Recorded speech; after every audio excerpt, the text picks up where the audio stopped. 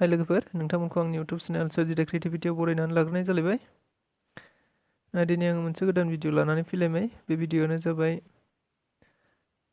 मोनसे training कर्सनि notification एबा notice. बे नटिसआ फैदों डाइरेक्टर अफ एनिमल हासबेन्ड्री एन्ड भेटेनारि डिपार्टमेन्ट आसामनिफ्राय। बियो माब्ला ओंखारदोंमोन 20 सेप्टेम्बर 2022 आवनो बियो ओंखारदों। आसा खालामदों नोंथांमोना भिडिअखौ सिगांनिफ्राय जोबजासिम नायलांगोन। मा नटिफिकेशन बियो जों नायनि मोनसे कर्स बियो एनिमल एन्ड हासबेन्ड्री एन्ड भेटेनारि साइन्सनि भेटेनारि डिपार्टमेन्टनि मोनसे कर्स बियो। बे कर्सनि नामा जाहैबाय VFA ट्रेनिं होननानै बुंदों। VFA ट्रेनिं एबा भेटेनारि फिल्ड एसिस्टेन्ट। भेटेनारि फिल्ड एसिस्टेन्टनि मोनसे ट्रेनिं कर्स बियो।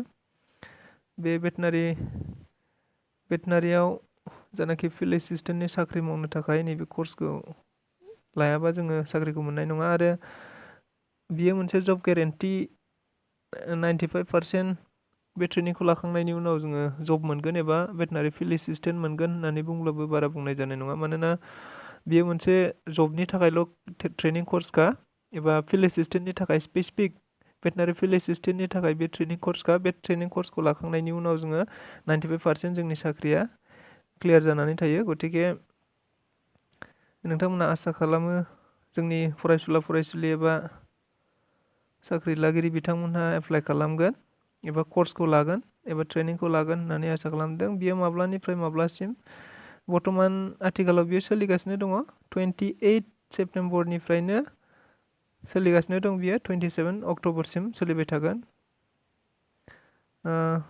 बेबायदि गासै पस्ट दङ 450 450 गासै पस्ट दङ बेयाव। ओमफ्राय जों डिटेल्सखौ नायनि पस्ट डिटेल्सखौ।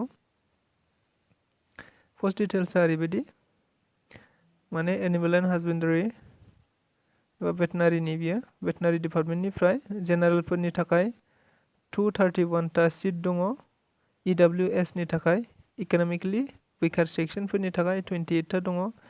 MOBC OBCफोरनि थाखाय 104टा दङ। STBफोरनि थाखाय 41टा पस्ट दङ। आरो 32नि थाखाय SCफोरनि थाखाय 32टा ST हिल्सनि थाखाय 14 आरो टटेला जाहैबाय 450 एबा गासै 450टा सिट दङ। स' मोनसे बाथ्राखौ नोजोर होदों थांनाय बाराव जानाखि बे कर्सखौ जोंनि फरायसुला फरायसुलि बिथांमोना लादोंमोन बर'फोरनि थाखाय गोबां खम। थांनाय बारावबो आं नोजोर होदों बर'फोरा गासै एसेबांनाखि सिट दङब्लाबो STP हिसाबै जों बर'फ्राथ' गासिबो STP खा नालाय STP हिसाबै एसेबांनाखि सिट दङब्लाबो नाथायबा बेयाव बर'फोरा सासे बा सानैल' बे कर्सखौ लायो। आरो जायफोरा लादों बिसोरनो साख्रिखौबो मोनदों आथिखालाव। स' देग्लायनिखौ आसा खालामदों जोंनि बर'फ्राबो गोबां एप्लाइ खालामगोन एबा बे ट्रेनिं कर्सखौ लागोन। गाहायाव नायलांनि जोङो एजफोरखौ मा नांगौ बेनि थाखाय। एजआ बेसेबां जानांगोन जोंहा A candidate should not be less than 18 years and should not be more than 30 years होननानै बुंदों। That means बे कर्सखौ लानो थाखाय जोंनि बैसोआ खमावबो 18 बोसोर जानांगोन एबा 18 बोसोर जानांगोन खमाव। आरो बेनि बारायाव 30 बोसोर जानांगोन एबा 30 बोसोरनि बारा जानो मोननाय नङा। नाथायबा बेयाव एज रिलेक्सेसन दं एबा STफोरनि थाखाय बेयाव आलदा दङ।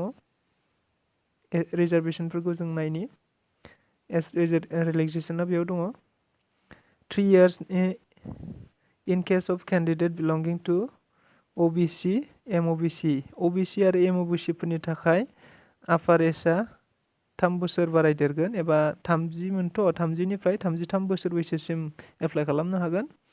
आरो ST फोरनि थाखाय 5 years in case of candidates belonging to SC STP and ST Hills बिसोरनि थाखाय 5 years। That means जों बर'फोरा एबा STफोरा गासै 35 बोसोर बैसोसिम बे ट्रेनिं कर्सखौ लानो हागोन एबा एप्लाइ खालामनो हागोन।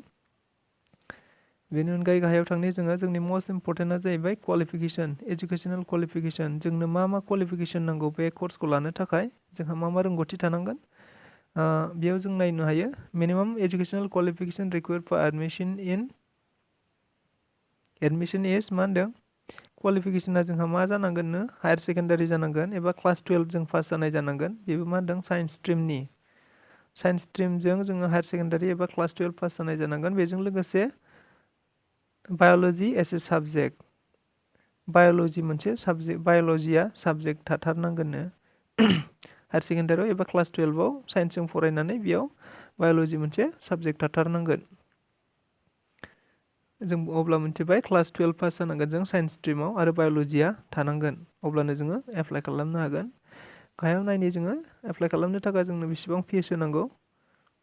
फिसा होनैबो होखादों। आनरिजार्भ OBC MOBC केन्डिडेटफोरनि थाखाय 250, डेट मिन्स 250 रां आरो SC ST फोरनि थाखाय 150 रां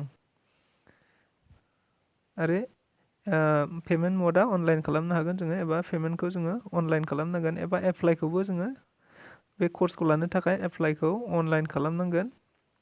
बेनि उनाव माबोरै एप्लाइ खालामनांगौ होननानै बुङोब्ला जोङो मोनसे वेबसाइट होनानै होखादों बिथांमोनहा एनिमेल हासबेन्ड्रि VFA.in। बे लिंकआव थुनाय लोगो लोगो जोंनि एडमिसन फर्मआ नुजागोन एबा एप्लाइ खालामनायनि प्रसेसा जागायगोन। बेखिनियानो। बेजों लोगोसे जों मा डकुमेन्ट्स नांगोन जोंनो बेखौ एप्लाइ खालामनो थाखाय एबा बे कर्सखौ लानो थाखाय जोंनो मा डकुमेन्ट्स नांगौ बेयाव जों नायलांनो हायो। एसे कर्सखौ जों नायनि बेयाव मोनो डकुमेन्ट्स टु बि आपल'डेड। जों एप्लाइ खालामनाय समाव मा डकुमेन्ट्सखौ जों आपल'ड खालामनांगोन एबा हरनांगोन। 1 नाम्बाराव दं फर एज प्रुफनि थाखाय एबा बैसोनि फोरमाननि थाखाय जों मा होनांगोन HSLC सार्टिफिकेट और एडमिट कार्ड इशुड बाय रिकगनाइज्ड बर्ड एबा क्लास 10आव एबा क्लास 10नि एडमिट एबा क्लास 10नि जिखुनु जाया सार्टिफिकेट जेरावनाखि बैसो थाफायो एबा डेट अफ बार्थ थायो बेबायदि सार्टिफिकेटखौ जोङो एज प्रुफनि थाखाय होनांगोन। ओमफ्राय 2 नाम्बाराव दङ PRC पार्मानेन्ट रेसिडेन्ट सार्टिफिकेट जों होनांगोन। पार्मानेन्ट रेसिडेन्ट सार्टिफिकेटखौ जोङो हरखाबै बेबायदि मोना। गतिके बेयाव मा होनदों अर एबा एबा होनानै दोनदों। मा होनदों जोंनाखि जेब्ला डिसिनाव एप्लाइ खालामगोन एप्लिकेसन PRC बिफोर डेपुटि कमिशनार अफिसाव एप्लाइ खालामनायनि मोनसे रिसिप्ट, बे रिसिप्टखौनो जोङो निस्सय बेयाव आपल'ड खालामनो हागोन एबा जोंनि दासिमाव बियो सोलिगोन एबा DC अफिसाव एप्लाइ खालामनाय रिसिप्टजोंनो जोङो एप्लाइ खालामनो हागोन। 3 नाम्बाराव दङ HSLC मार्कशीट एबा मेट्रिकनि मार्कशीट होनांगोन जोङो। बेनि उनाव 4 नाम्बाराव हायर सेकेन्डारि साइन्सनि मार्कशीट होनांगोन जोङो। बेनि उनाव 5 नाम्बाराव दङ recent passport size photograph, passport होनांगोन। Scan copy of signature of the candidate, मा होनो सिगनेचार, केन्डिडेटनि सिगनेचार। 7 नाम्बाराव दं कास्ट सार्टिफिकेट, 7 नाम्बाराव कास्ट सार्टिफिकेट होनांगोन। बेनि उनाव 8 नाम्बाराव मा दङ 8 नाम्बाराव मा दं DDoS certificate in case of सार्भिं, माने ग्रेड 4आव जायनाखि एनिमेल एन्ड हासबेन्ड्रि डिपार्टमेन्टआव एबा भेटेनारि डिपार्टमेन्टआव जायफोरा ग्रेड 4आव साख्रि मावगासिनो दंखायो बिथांमोनहा नैबे 8 नाम्बारखौ होनांगोन। डेट मिन्स गोदान कर्स खालामग्राफोरनि थाखाय एबा साख्रि मावखायो बिथांमोननि थाखाय नैबे नङा 8 नाम्बारा नङा, नाथाय गासिखौबो जोंनो नांजोबगोन आरो गासिबो डकुमेन्ट्सआनो जोंनाव दंजोबखायो, बयनावबो थाजोबखायो, साफ्रोमबो केन्डिडेटफोरनाव थाजोबखायो। नाथायबा जोंनाव मोनसे डकुमेन्ट्स गैया होननानै बुङोब्ला गोबांनावनो थाया। 2 नाम्बारनिया PRCआ जोंनाव थाया। गतिके जोङो एप्लाइ खालामदो DC अफिसाव एप्लाइ खालामनायाव मोनसे रिसिप्ट मोनगोन जों, बे रिसिप्टजोंनो नैबे एप्लाइखौ खालामनो हागोन। स' आसा खालामदों देग्लायनि जानाखि 2022 आरो 23 मायथाइनि बे VFA ट्रेनिं एबा भेटेनारि फिल्ड एसिस्टेन्टनि जानाखि ट्रेनिं कर्स, बे ट्रेनिं कर्सखौ जोंनि बर'फ्राबो गोबाङैनो लागोन आरो भेटेनारियाव फिल्ड एसिस्टेन्ट हिसाबै गोबां जोंनि बर' केन्डिडेटफ्राबो बर' फरायसाफ्राबो साख्रि मोनगोन होननानै आसा खालामनाय थाबाय। स' बिदिखौ सिगांनिफ्राय जोबजासिम नायनायनि थाखाय गोजोननाय थाबाय।